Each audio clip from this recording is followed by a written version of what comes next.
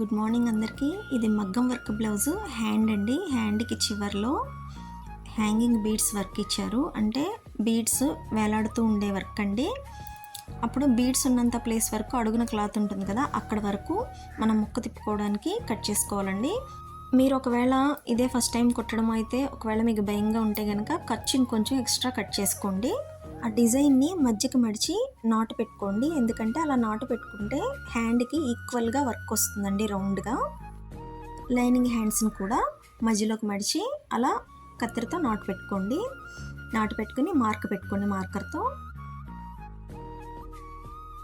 ఆ రెండు మార్క్స్ని ఒక దగ్గర పెట్టుకుని ఈక్వల్గా పిన్స్ పెట్టేసుకోవాలండి. మీ దగ్గర పిన్స్ ఖచ్చితంగా ఉండాలి, ఉంటే కదలకుండా ఉంటుంది. మీకు వర్క్ చేసేటప్పుడు ఈజీగా ఉంటుందండి కొన్ని వస్తువులు మన దగ్గర ఉంటే కనుక. ఇప్పుడు చూడండి, అతుకు వేయడం చూపిస్తాను.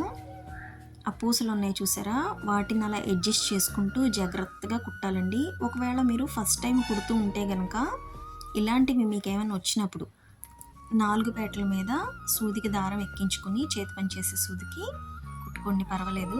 స్టార్టింగ్లో నేను నెక్ కూడా చేత్తోనే కుట్టేదానండి, కానీ మిషన్ మీద కంటే కూడా చేత్తో చాలా స్ట్రాంగ్గా ఉంటుందండి.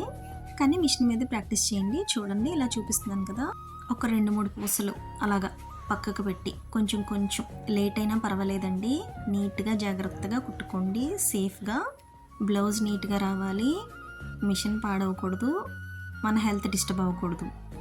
అలా జాగ్రత్తగా కుట్టేయాలి. కుట్టేసిన తర్వాత మధ్యలోంచి కుట్టాం కదా హ్యాండ్ని, వెనక్కి తిప్పుకుని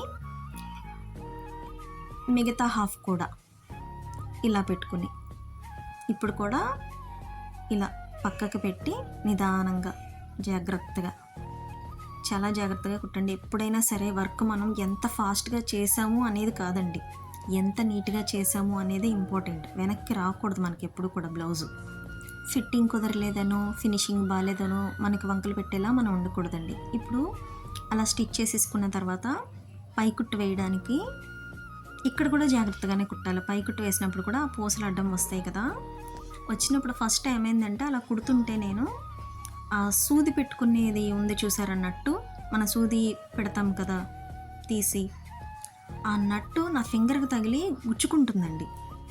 సో అప్పుడు నేనేం చేశానంటే, ఇలాంటి సువ్వు ఉంది, ఇది డోరీ తయారు చేస్తాను నేను. బ్లౌజెస్కి బ్యాక్ సైడ్ రోప్స్ పెడతాం కదా, ఆ రోప్స్ తిప్పడానికి యూస్ చేస్తాను దీన్ని.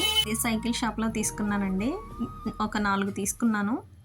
మన టైలర్స్తో ఉండే ప్రాబ్లం ఏంటంటే బాబిన్లు, దారాలు, చిన్న వస్తువులు అన్నీ కూడా మనం మిషన్ కుట్టిన హడావిల్లో ఆ స్ట్రెస్లో రద్దులో వెళ్ళిపోతూ ఉంటాయి.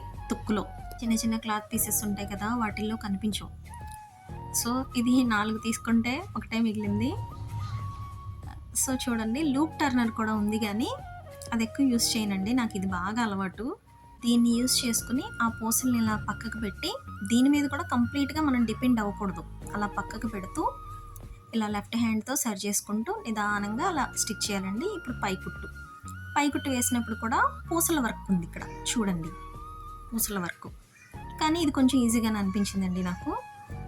ఆ పూసల మీద నుంచి అలా పక్కకి సూది పడుతుంది చూసారా, అక్కడ కూడా చిన్న బీడ్స్ ఉన్నాయి, కానీ వాటి వల్ల సూది విరగడం అదేమీ ఉండదు. కానీ అయినా కూడా జాగ్రత్తగా కుట్టాలండి. అలాగా నిదానంగా పాదాన్ని స్లోగా రన్ చేస్తూ, ఒకవేళ మీరు తాడుతో కుట్టినా సరే స్లోగా, లేదంటే చక్రాన్ని చేత్తో తిప్పుకుంటూ అయినా కుట్టచ్చు, లేట్ అయినా పర్వాలేదండి. చూసారా ఎంత నీట్గా వచ్చిందో.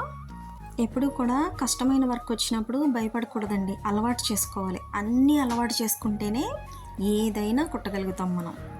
ఈజీ వర్క్కి అలవాటు పడకూడదు, అన్నీ కష్టంగా నేర్చుకోవాలి, ఏది వచ్చినా ఈజీగా చేయగలగాలి. సో ఓకే, అర్థమైందండి. వీడియో నచ్చితే లైక్ చేయండి.